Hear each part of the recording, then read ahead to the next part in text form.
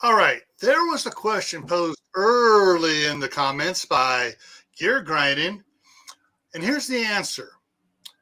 A chicken coop, COUPE, is a car for chickens.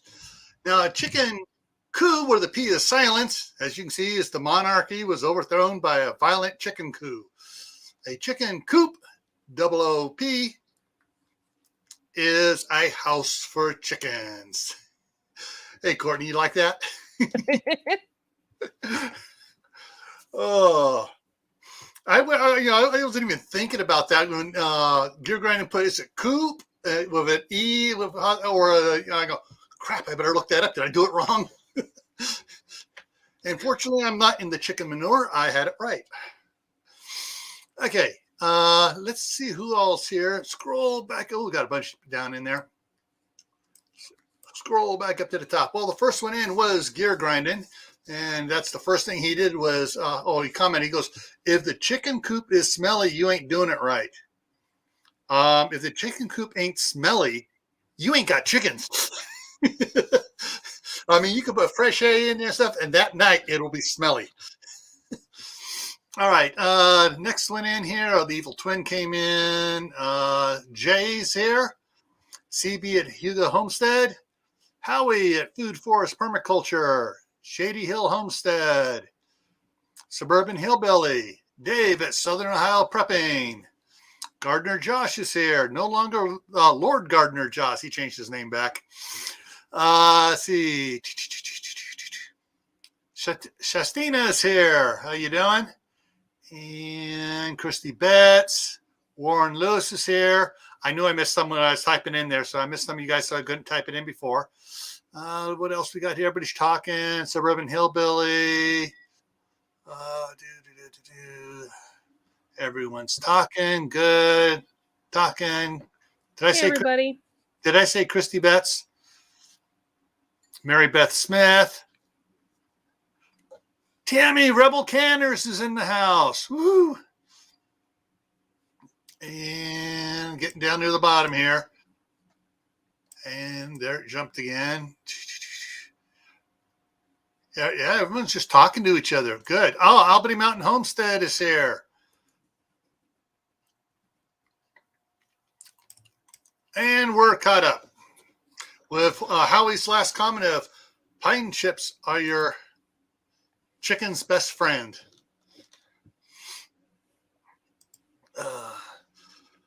So I do not have a slideshow presentation because this is going to be an open chat type thing, just everyone, more relaxed, kick back.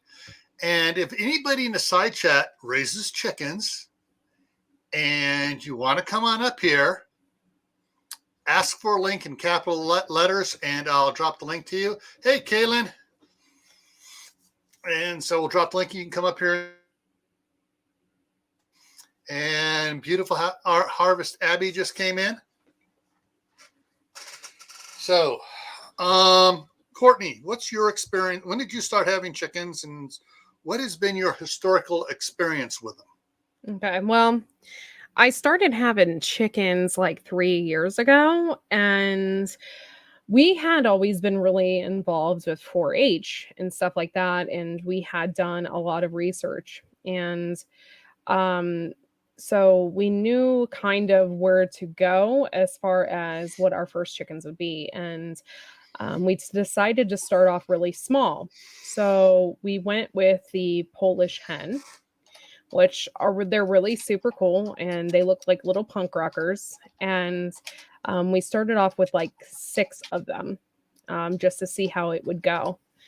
And Polish hens only lay like it's something like 83 eggs a year. It's super small amount, and it wasn't enough. And we talked about it over a course of a couple years, and of course, you know, when, like anybody, when you have animals, you end up losing them to hawks or foxes, or, you know, so we lost a couple.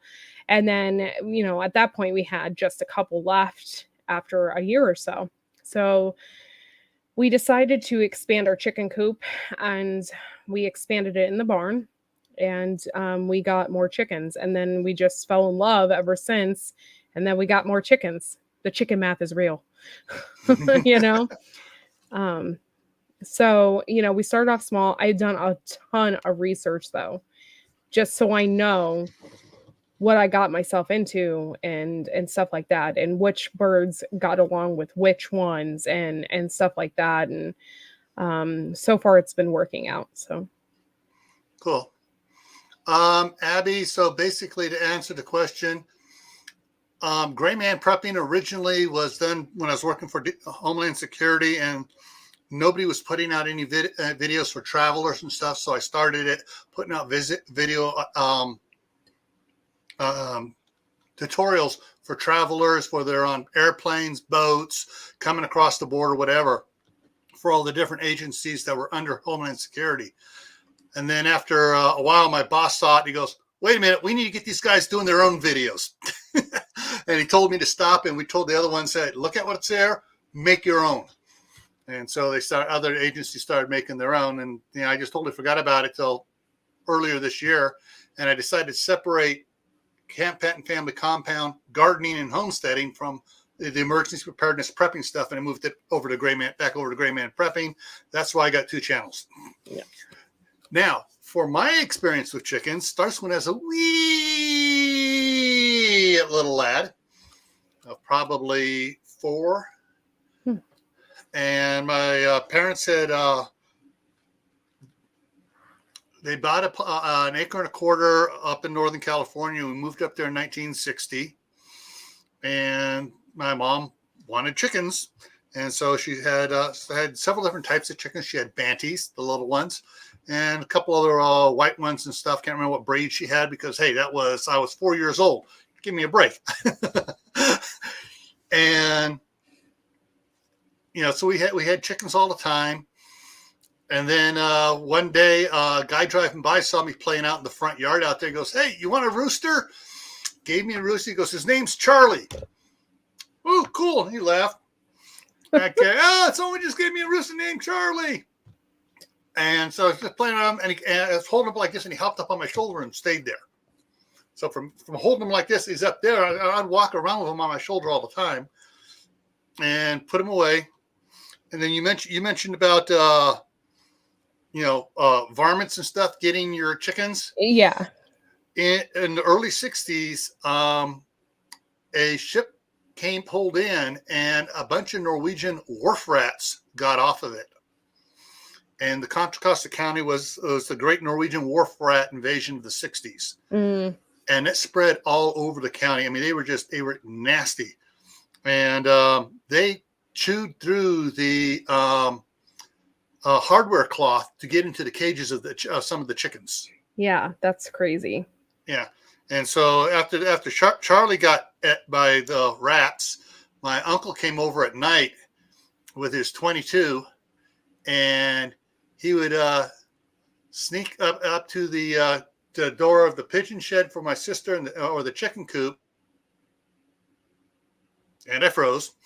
And he would flip on. He'd open the door and flip on the light switch, and you hear pap pap pap pap. And he'd every night he'd be getting 4 or 5 rats. And this went on for several months of getting 4 or 5 rats every time he came over. But we had that's the fun part. Yeah. Fun part would be if they were dying as soon as they stepped on the property. Well, that too. But yeah. And so so chickens started flourishing again, and we got so many chickens that my grandmother, who had come up a year or so after we moved up there, joined us up there, and she and my dad went out there and were and we harvested a whole mess of chickens. And my dad and mom, they traded some away for different things, fresh chickens, people liked, and we got other things, but I can't remember what all was going on in that. But when we moved down in 1966, we moved back down to Southern California. My mom left most of the chickens up there for my grandmother and took just 5 or 6 of the banties down because they're small. They're like Chihuahuas. They're little.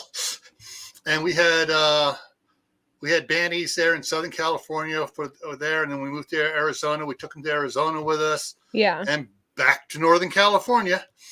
And so, yeah, they had chickens. We've had chickens just about all the time. Yeah. But mainly just for eggs. I mean, after that first time when the chickens got overpopulous, that was the only time they ever processed any chickens. Yeah, I didn't have chickens or anything like that growing up.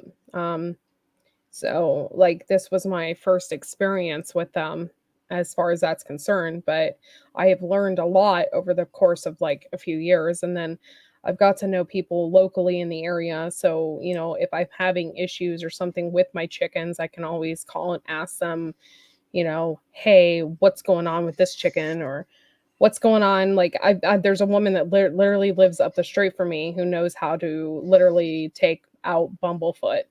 So there's like stuff like that. Like if you get to know the people around you in your county, even, they'll be willing to help you out when you are in need.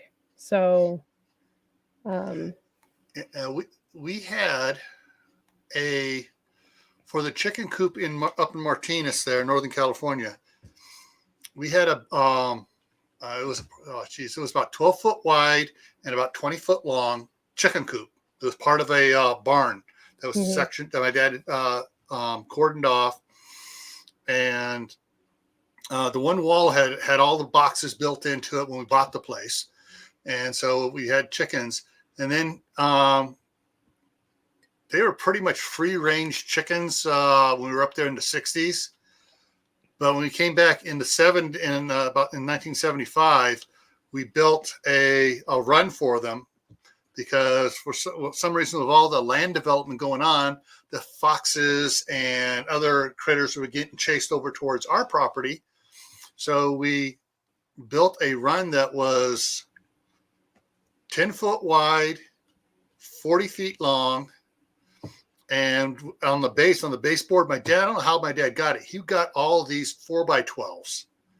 And so we dug into the sandstone there, dropped the 4x12s in, cleared the dirt and sandstone, dropped 4x12s in, ran the chicken wire all the way up and over. And we rarely had any problems after that was there with the chickens. Yeah. Except for the cleaning of that chicken house.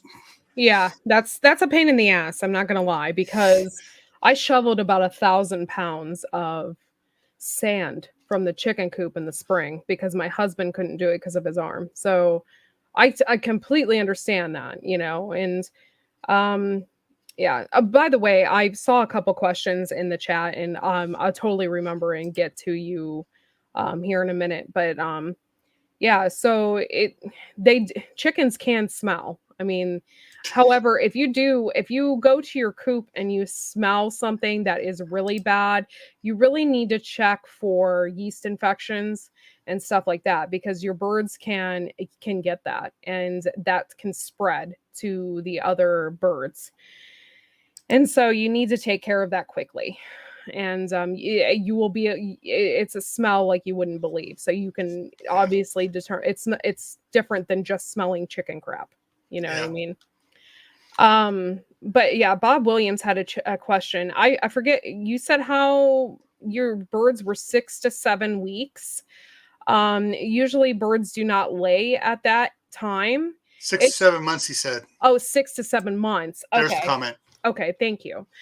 6 to 7 months. Okay, they should lay eggs at that time. I would try to give them a little more protein, maybe some more layer feed, and try and make your birds happy. Like I've told people before, they like bright colors, they like oatmeal, they like black oiled sunflower seeds, stuff like that. Try to make your birds a little happy. They love good scents. So at the end of the year, if you have a bunch of mint or oregano or something like that, that you want, you have a lot of extra, I would definitely suggest throwing that in their coop, because they like that. And that's, Yeah, my mom's chickens always liked it when she had when the zucchini got too big and tough for us to eat. Yeah. We take it in there, split it open, and all those little seeds. I mean, they go seeds, and they just go start eating this zucchini. Yeah. At first, they devour all the seeds, and then they start pecking up on the meat of it as well. Yeah, we throw anything that's in our garden that didn't work out for us, we throw in directly into the chicken coop. Tomatoes, everything. I even had our neighbors are Mennonite, and she cans a lot, but she had a whole couple cases of peaches that she just couldn't get to, and they were rotting. We didn't throw the pits in there because we didn't think that they could eat that, but we threw the peaches in there and they ate it up like you wouldn't believe. Yeah. So they will pretty much eat anything. They cannot eat potatoes and they cannot eat onions. So don't give them that. But for the most part, they will eat anything. And in fact, at some point, they've even had their own chicken, and they've had pizza. I've given them pizza before, pretty much anything from your refrigerator. Just make sure, you don't overdo it, with that kind of stuff. Okay. All right. You said you can't give them onions, and what else? Potatoes. Okay.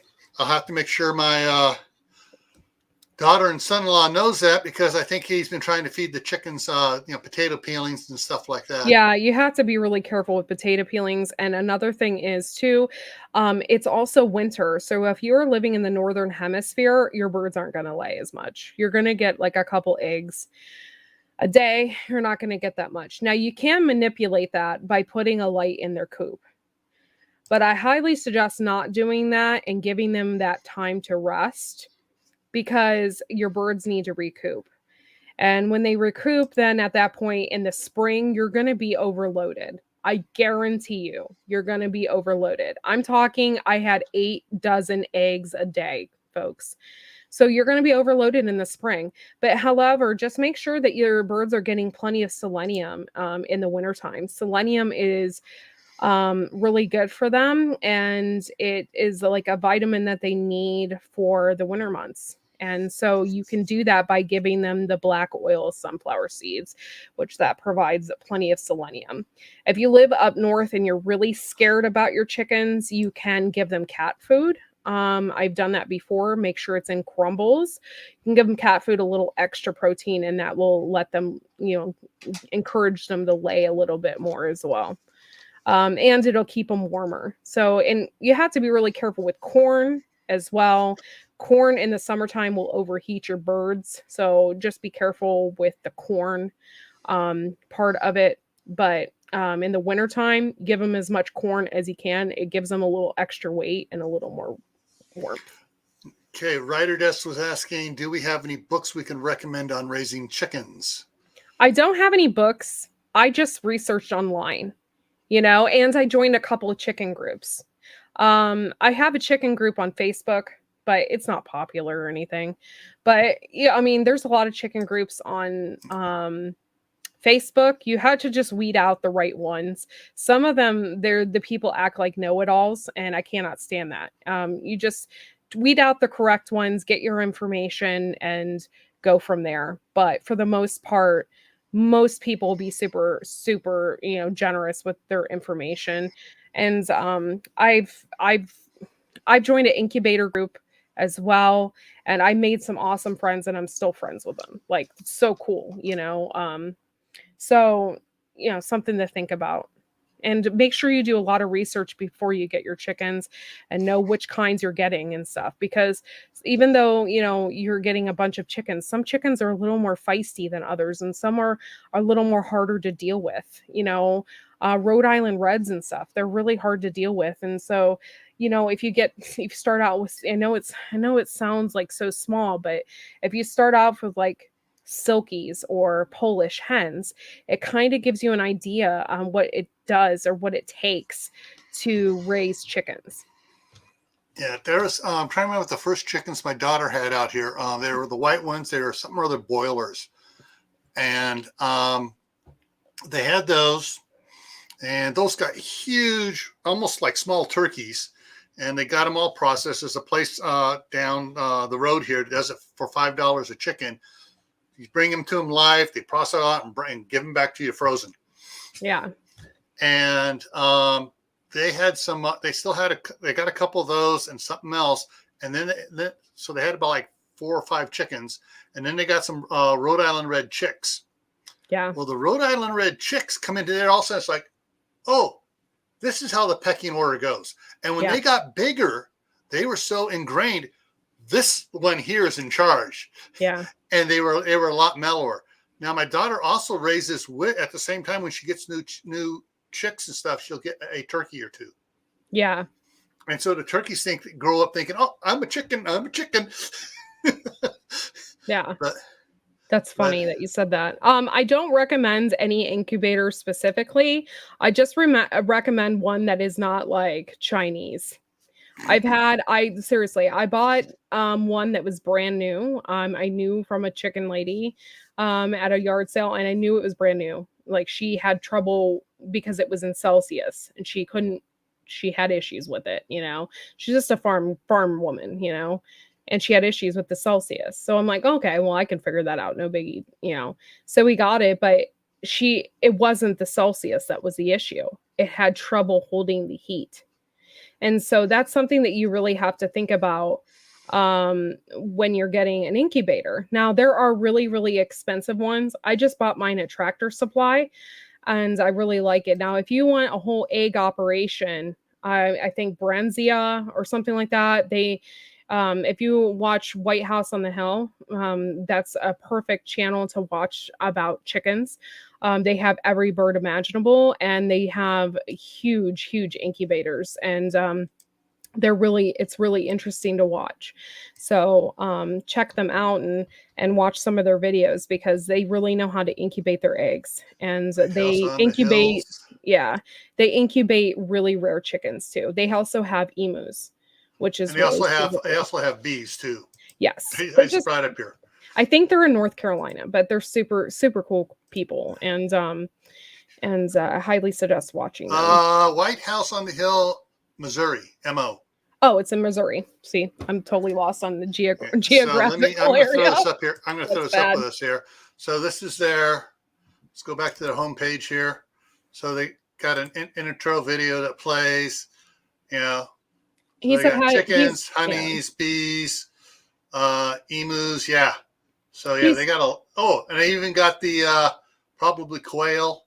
Yeah. So I'm just looking at all the different things they have. They actually made a incubator out of Legos too.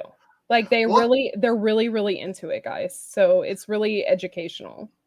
I'm going to throw this link here into the chat for those interested. There you go. Thinking about, and you said making an incubator out of Legos. Well, you think about Legos. Once they're snapped together, you got that hollow airspace in there that's trapped.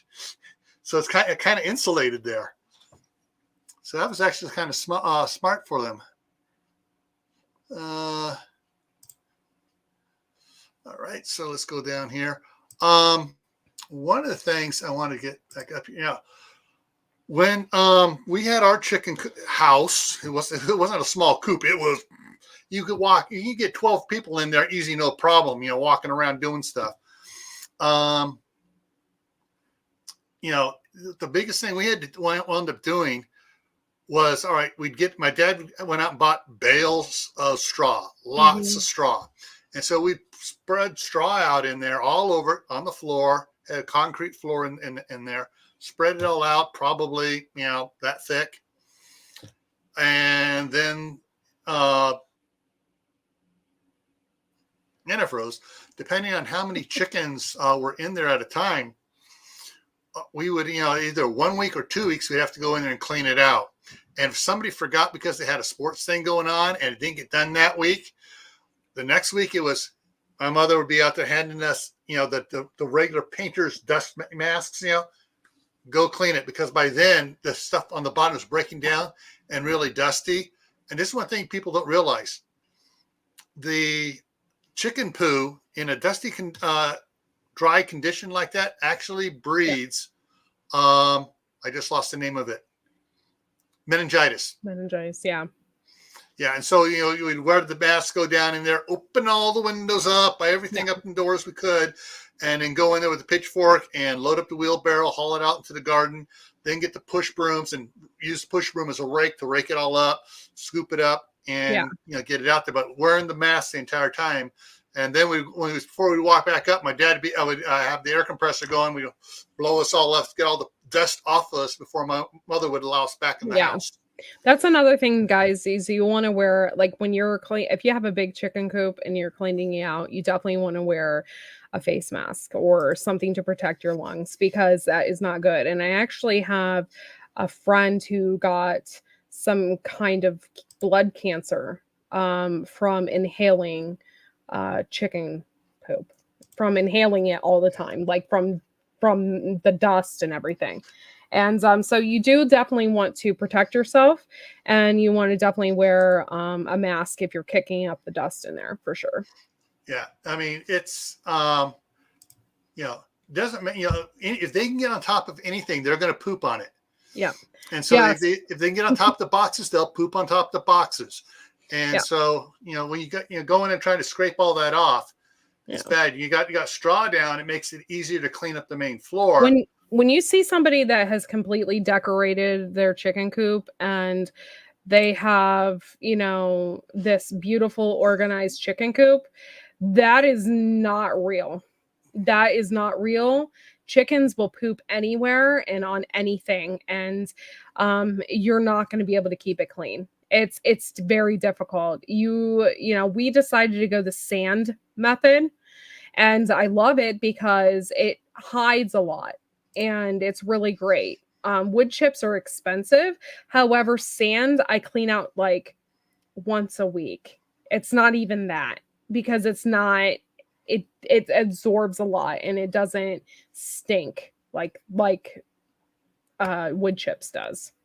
Yeah. So that's something to think about, because here's they got sand on this one here. Yeah, sand really works, and plus it's softer on their feet too, stuff like that. Also, when you're building a chicken coop for yourself, I learned from my mistakes, the best thing to do is to lay wire on the ground.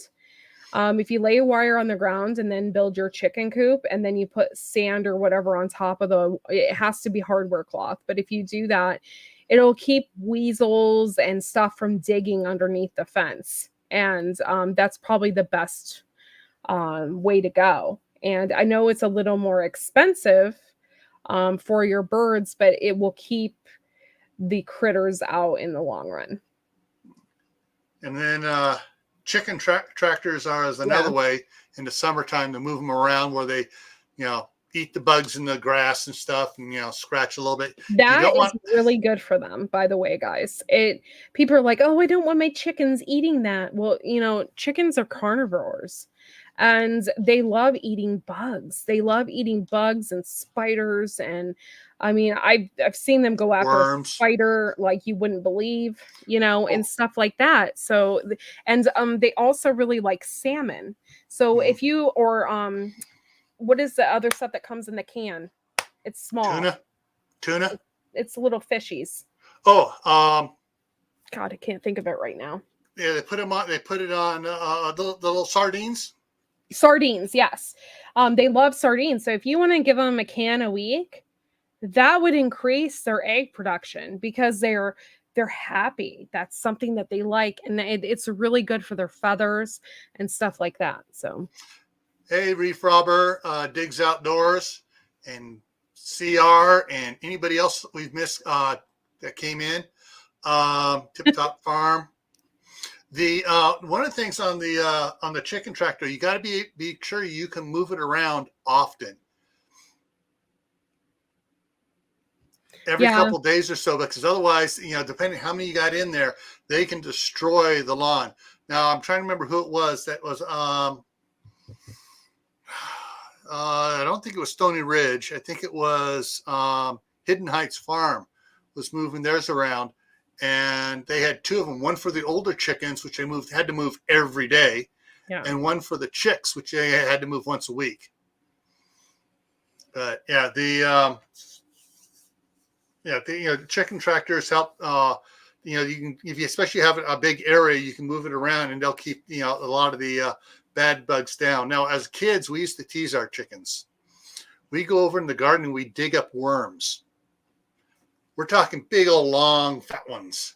And we go over there along next to the cage, just walk by like this, chickens are going nuts on it, and then we'd flick one inside, and they'd be fighting, and flick another one. They'd be fighting over those worms. They love worms. They do. Yes, They do. Al. Yes, Al. A lot of people say this, that the chicken is a descendant of T-Rex. I 100% believe that. Have you heard that? Or not T-Rex, what's the other one? Velociraptor? 100%. Yeah. 100%. The way they squawk sometimes, there's several different squawks. And, you know, when they make one specific squawk, it's like, whoa, they're dinosaurs, man. Like, it's crazy. One of the interesting ones I saw, I'm trying to remember, I think it may have been Stony Ridge that did it. It may have been Dutch. Made it out of PVC pipe. You know, 6 day, it got some 4-inch PVC pipe for the bottom and stuff. And then they got smaller 2-inch coming up and stuff. Because the PVC pipe was smooth, it would just slide on the grass. Yeah, the one issue I had and that I have experienced is when you leave food out all the time in something like that, or we followed the Living Traditions garbage can feeder, where you put the food in the feeder and they have access to it all the time. What we were coming in and with issues with is rats. And where there's food, there's rats. And so we just had a massive rat population in the barn. And chickens they can kill mice, but they won't kill rats. Rats are huge. And so we had a huge issue with that. So if you have a varmint issue, I highly suggest not putting your food out all the time. Feed them twice a day then. Feed them twice a day in their bowls, and that's it. And then we free range our birds sometimes too. It just depends. It depends on how we're feeling, and it depends on what time of day. If you have high predators and stuff like that, like sometimes we do. My husband just caught a fox on his game trail, and it's literally like not even 20 feet away from our big, huge fence that we keep, not that we keep the birds in, but from our pasture fence. So if you're having issues like that, with, you know, rodents and like foxes and stuff like that, let them out during the day. Like let them out at noon. You don't have to have a specific schedule. However, they may get pissed at you. I'm not going to lie. I have had, my husband has went out there multiple times, late, and they're all at the door raring to go.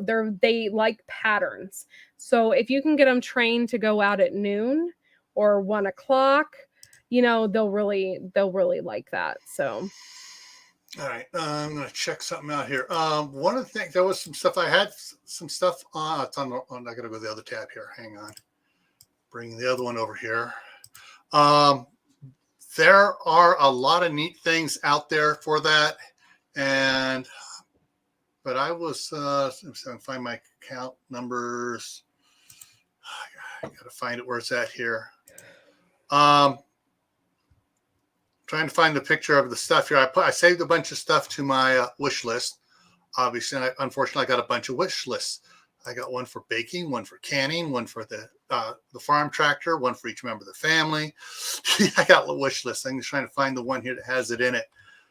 Oh, that one's the big long one. I don't think it's in this one. That's got the hot wire in it for the cows. Yeah, it doesn't have the chicken one. So let me see if I can just find it here. They have for the different things to keep for the chickens and stuff. They have the windows you can put in that we set up either with a heat or it starts getting too hot in the chicken coop. The windows will open up. The shutters will open up.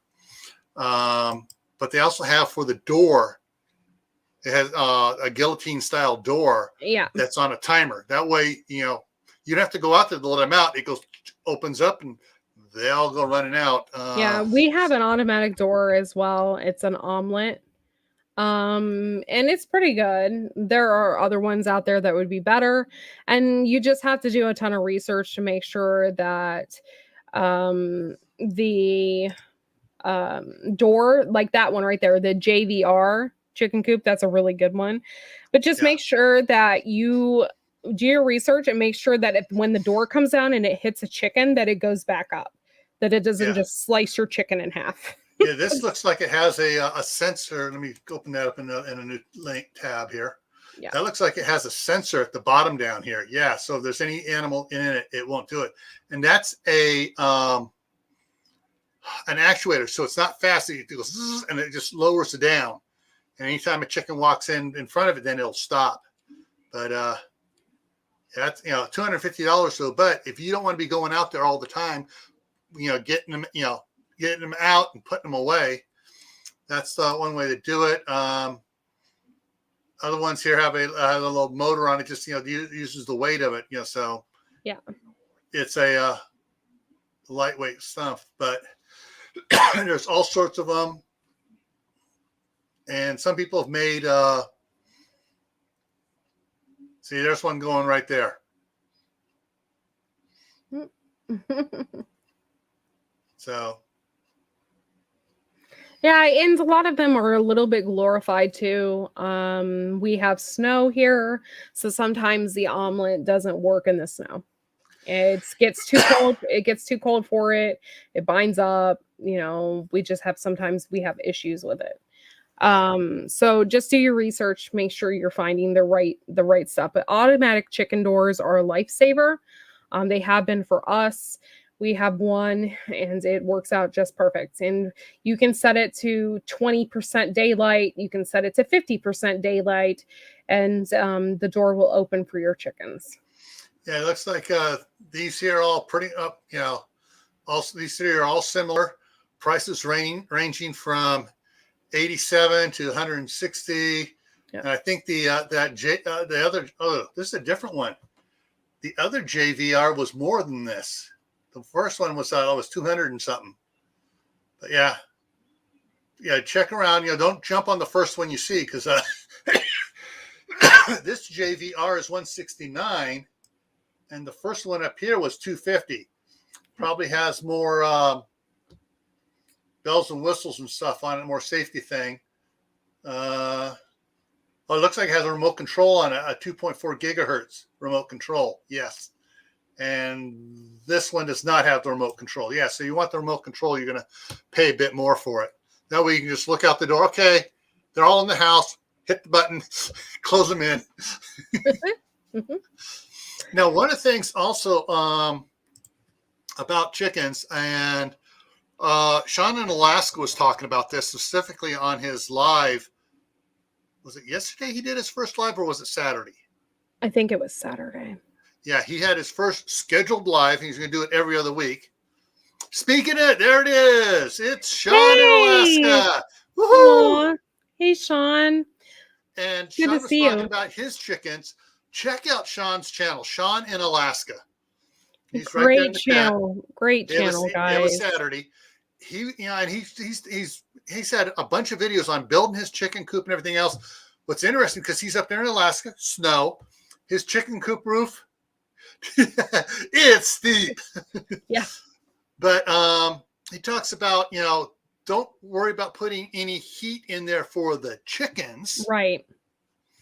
The only heat you need to have is for the water so it doesn't freeze. Right. And you don't want to heat your chicken coop. And there's a reason for that, because your birds have feathers, and feathers are great insulators. And if you feed your birds the right food and the corn and stuff, they'll create their own heat. And not to mention, if you have birds, they stick together, and the birds sit together on the perches and stuff, and they huddle together. And so they create their own, and they sit on their feet. So you don't have to worry about that as much. Now, you do want to do your research as far as the combs and stuff like that. Now, Sean in Alaska doesn't want to have a naked neck chicken. Why? Because it's a naked neck chicken and it gets like 20 below in Alaska, right? You don't want that. So do your research and make sure that you have the right bird for your area. And the bigger combs and stuff are meant for the ones that have the better conditions, the better weather conditions and stuff like that. So just make sure. And if you have ones with smaller combs or not even combs at all, those are a little bit better for the colder weather. Okay, I want to get something here just a second here. Gotta pull something else out here. Get this thing here. Okay, go back here, forward. I got something to show you. Okay, so this is something I got for my daughter because her husband wasn't going out there and checking the water all the time. And when my wife was here, she was going out there every day and most of the time finding either the water can empty or frozen. So I bought this. It's 65 watt. Now this one doesn't have a built-in timer, but we have a temperature thing. We have a temperature switch out there that plugs into the extension cord, and everything else plugs into it.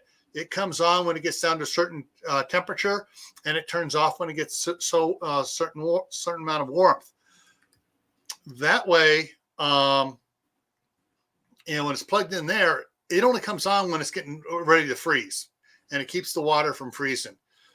So that's one of the things on that. Now, one of the things with speak on the same thing, going to a different type animal, rabbits. I found on here and also found at the tractor store, tractor supply center or whatever. They have the water bottles with the heater on it for the rabbits. So same thing for the rabbits. You can keep the rabbits can survive the cold, but they need water. So you have the water heater for that. So for both rabbits and chickens and ducks and geese and any other fowl, you need to make sure they have water they can drink.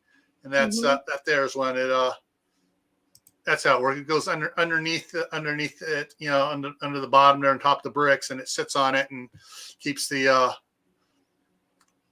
all the water from freezing. It says down to 0, but if it's inside the chicken coop, it can be minus 10 outside, and the chicken coop's going to be 10 degrees warmer inside. Yeah, the birds and the poop and stuff keep it warm in there. And so you don't really have to worry about that as much. And I think that's a really good idea. We have 2 submersibles or whatever. I've never dealt with anything like that before. But the only reason why we have the submersibles is because we have ducks and we have turkeys and stuff like that. So it's not just a coop thing. But if you have just a coop, then something like that would be perfect for you. Yeah. And like our chickens, or my daughter's chickens over there, it's basically a garden shed that, for a metal garden shed that has the walls are insulated on it, and it has the chicken run right up against it, and they leave the door open all the time. So the chickens can come and go into the run as they wish. And so it still gets a little chilly in there. My daughter's actually had eggs freeze in there last year. Yeah. So they have some over by where the nest boxes are. They have a heat lamp over there that comes on just before it freezes. And so it's got the narrow sensor on it. So once it warms up, it shuts off right away. Yeah. But that's just enough to keep the eggs from freezing, not enough really to warm the chickens up. Yeah, we've had eggs freeze in the past, and it's only because it's been below 0. That's the only reason why. And to be honest, we're not really missing out a whole bunch because it's wintertime and they're not really laying that much anyway. So it's like, it's not that big of a deal. By the way, guys, you can feed your chickens back their own eggs. So if by any chance, like, you're having issues with your eggs, or if you're having issues with your chickens just in general, they don't seem as healthy, or if they're molting, you can feed your chickens back their own eggs. You can fry them up in a frying pan and then give them back scrambled eggs. Just don't give them whole eggs, because that will train them to eat their own eggs, and that is something you do not want to do. No.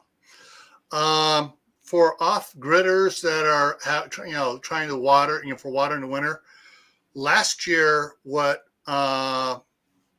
a time period there when everything was freezing before they got the before I bought my daughter the temperature receptacle switch thing, and they got a heat lamp in there. Well, actually, first day when they did have the heat lamp, the turkey was pecking the lamp and breaking it. Yeah, that's not good that's not good. Yeah. So they got the ceramic ones that it puts off no light, just heat. So the turkey left it alone. But they until they got that going on the heating pan, I mean the water pan to do it, he had the big metal dog bowls that are cone shaped on the outside and sloped on the inside. So he'd just go out there, flick it over, and put more fresh water in. But he's been too lazy this year to do that. So they've been using the big can that was my mom's from back in the 60s. And that watering can still is good and it still is around. And, but if that thing splits from them not keeping it warm, I'm going to be mad. But yeah, so there are some things you can do to help the chickens with their water, keep them freezing. Someone said there was a propane heater thing for outside. So you have it sitting outside and you have your water thing on it, and it has this little tube thing on the back that has their little 1 pound thing in there. And it, I'm not sure how it works. I haven't actually seen it. It kind of described it to me. And it would heat the water a bit, but it's outside of the chicken coop out in the middle of the run. So it's, a fire safety thing, even everything's so enclosed and stuff, it's supposed to be safe and everything, but still there are other ways to heat water. And if you don't have like electricity or something near your coop, and a lot of people don't, you might just have to do it the old fashioned way, and that's okay too, but these are conveniences that we can have because we have electricity close to the barn. But if you don't have electricity, that's fine. You just get the rubber bowls, and every morning you dump them out, and they have a huge ice ring in them, and it happens, and then you fill them up, and you might have to do it a couple times a day, but it's okay to do that, because if you don't have electricity, there's not much you can actually do, Yeah. So now a lot of what we've been talking about for chickens also applies for turkeys, ducks, geese. Yeah, and no matter pheasants. What temperature it is, the ducks are going to play in your water. It's so annoying. They play in it, they get it dirty. It doesn't matter how many times I film it.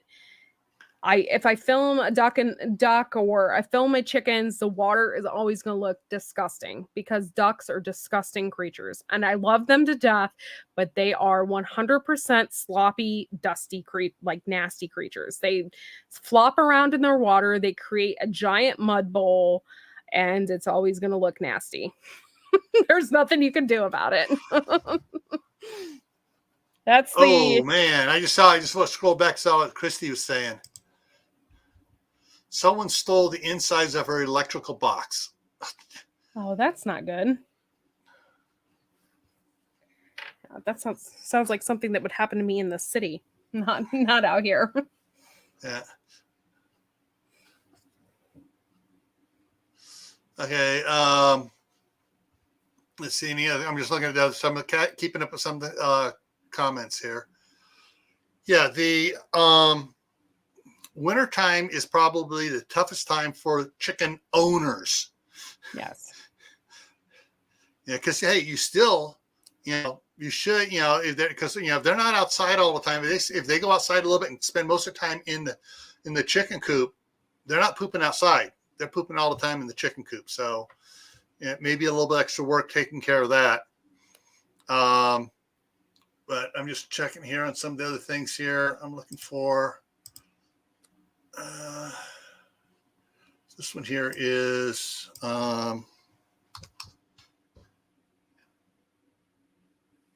temperature. If you guys have any questions, post them in the side chat. I'll try to answer them to my best ability.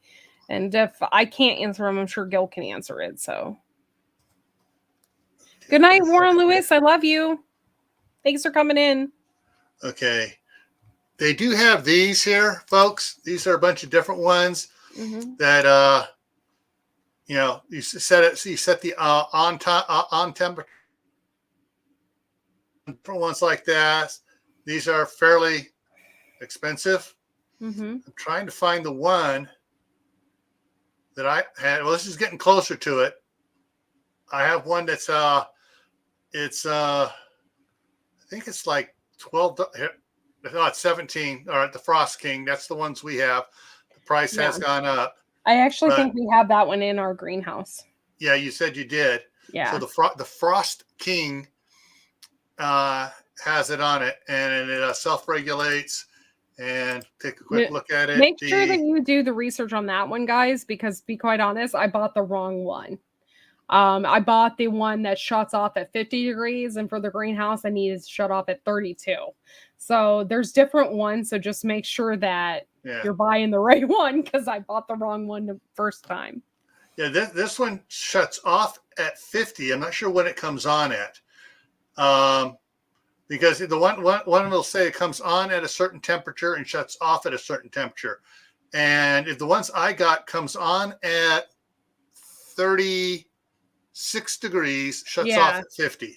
Yeah, that's like the best one to do that, because well, you can use it for multiple. You can use this outlet for multiple things. You can use it for your chicken coop, or you can use it for your greenhouse if you have one. So they're actually really nice to have.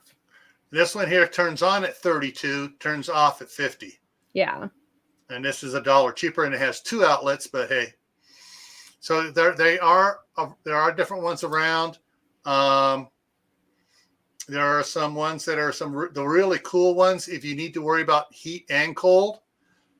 Here you go. The Bayite ones, one is heating, one's cooling. And so when it gets too hot, you can turn on a ventilation fan, comes on automatically. Gets too cold, the heater comes on. Yeah. But that works good for greenhouses a lot. But for your water and stuff, the Frost King for that for this, that's what my daughter has. The Frost King. This plugged into the Frost King. Yeah. And so that's what keeps. So when it starts getting cold, it comes on and keeps the water from freezing. And the chickens currently, I believe, are loving it.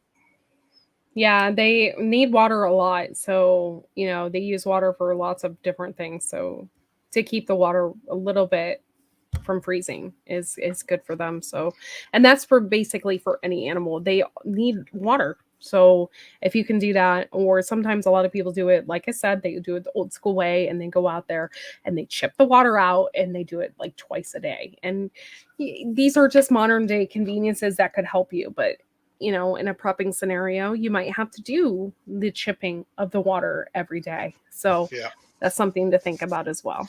That's what we had to do in Arizona during the winters there.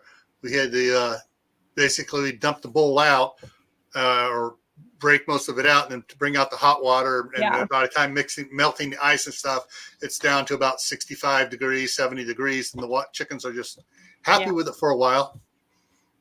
Yep. Yeah. There's, I tell you what, people are, if you're interested in stuff, you don't have to buy it there, but you can find out a great resource. Just go to Amazon and type in something and see what the different ones are. And that'll lead you to a different one. I learn a lot just looking at the different things that are available on Amazon. I haven't bought them all, but I've done research and stuff. Usually Amazon has a video to go along with it too. So you can check on there to see, to actually see it for yourself. There's a lot of people that have done reviews and stuff like that. So you can always YouTube it and check out reviews on certain things if you're not sure. Or you can always email me or Gail or somebody, and I will try to email you back as soon as possible as far as like chicken questions and stuff go. I am really knowledgeable in that because I've educated myself a lot on it. So, yeah. I haven't checked yet. I know my neighbor across the street, Curtis, was looking on getting either pheasants or trying to remember what the other one was here. Hang on a minute. Let me look here on this here, and I will find out because I wrote it all down. It's in the links, not the links, the tags for it. I put that type of chicken in there, not chicken thing. Okay, there was guinea fowl, the guineas. Yeah. He was thinking about getting guinea fowls as well over there. Guineas are just great. for here in Idaho. Yeah. Guineas are great if you have a lot of property. If you don't have a lot of property and you have a really annoying neighbor, do not get guineas because they're just going to be the hugest issue for you because they're very loud. They're very obnoxious. They do not stay in a coop. And so a lot of times they will be in the trees. They're kind of remind me of a little bit of a turkey, but they lay eggs. Like, all right, see you, Shastina. So, and they're very, very loud and obnoxious. So that's something to think about. If you have an annoying neighbor who plays his music late at night and stuff and parties all the time, you may want to turn the tables on him and get some. Yeah, I don't know. I mean, it's really bad. Like I've heard them, and I've been around them, and they're not something that we would have here on our homestead because my mom lives too close, and I can just hear her yelling at us. What's interesting, back in California, there in suburbia, where we have our house, the area across the street from us was still county, and the lots are like 5 and 7 and 10 acre lots and stuff. Somebody up there had peacocks. Yeah, peacocks are fun. My husband used to raise them. They're a lot of fun. However, they will fly off. So you have to put them in it. What do they call it? Atrium. You have to put them in a netted area. Otherwise, they're just going to fly off, and they're not going to survive here in Ohio. They're just not going to. So, well, the peacocks, they were a quarter mile away, and we could hear them very clearly doing their, Yeah, they actually have a yell. It sounds like help. And it sounds like help. And a lot of times, like, you can mistake them as a human being because they sound like they're screaming, help, like that. And so it's very, very, very annoying. They're beautiful. Yeah. They're beautiful birds, but they're super annoying. Yeah. So Avery, thank you. Kaylin Strain, Avery. I couldn't think of the word. Yeah. I apologize. Yeah. All right. So I hope we answered everybody's questions here and gave everybody information that they could use to think about and plan for getting chickens. Don't just go out and buy chickens. No, please don't, because I've seen it. I love chickens, and I'm always at Tractor Supply. I'm always looking at the birds, and then I always hear people say, "Oh, I want 300 of these," and then they're like, "Oh, how do I build a chicken coop?" And then they take home 300 chickens, and they don't have a chicken coop. They don't have anything. And please don't do that. Please don't do that. Please do research. They are an animal, and you want to treat them with the utmost respect that you can, even when you're butchering them. So, don't do that. Do your research, find out which chickens. I'm huge into chicken psychology, huge into it. And, I have 8 roosters, and everyone gets along. All right. Before we wrap it up, I almost forgot, folks, for Monday nights, for things like this, I need suggestions of topics to have going out. I have, Tactical Tuesday. I got it out through February. I got them all planned out. Friday night on the homestead, I got it planned out through the middle of January. Thursday talk, I got that planned out through the end of the year. But the Monday night fireside chat, I need some ideas, different topics, homesteading, gardening, that type of stuff is here on this one here. So if you have any ideas, and put them in the, go ahead and type in the chat now. If you come up with an idea later, email me at Camppatton Family Compound, one long word, at gmail.com. All right. And yes, there's 2 P's and 2 T's in Camppatton. And pigs. At first I wanted to have pigs here, but after smelling what even this fancy dancy one that Brandon had here, I'm not sure we want to have pigs. Yeah, unless I get some smaller ones. They're very gross, and they don't care where they flop. And yeah. So Anyways, but speaking of what's coming up here, so tomorrow night on Tactical Tuesday, the topic is freezing temperatures, unusual cold can wipe out your preps and your food storage. Thursday talk is a sort of like a what if I don't freeze for once. Is a what if scenarios, and it's called After Yellowstone Blows, What Are Your Plans? So Yellowstone goes pops the cork, super volcano. What are you doing the next day? What are you planning to do? And I got several of those set up for different things. Economy collapses, EMP, asteroid hits, East Coast tsunami. I got a bunch of different scenarios out there. People are, I got to prep for this. Well, this is what after whatever you're prepping for happens. What's your plan? So that's what's happening on Thursday Talk now, and so that's what we got coming up here for the next week here. But I do need more suggestions for Monday night dealing with animals, garden stuff, canning stuff, cooking in the kitchen, anything like that. Hey, yeah, if you have some special recipes you want to talk about or something, hey, we can do that here too. Oh, I won't raise it without a 5-foot concrete bunker for the drain. Worse than goats for escaping. Yeah, that's what Brandon did here. He built a solid wood fence, lined the inside of it with OSB, and poured concrete on the floor. Those pigs could not get out, but yeah. All righty, folks, we're going to wrap it up here. Cortney goes live in 27 minutes. Thanks, Go. 29 minutes. All right. And at quarter of, I have a video that's going to be released. It's already on the timer. So it's doing shoe repair. Oh, that's cool. Yeah.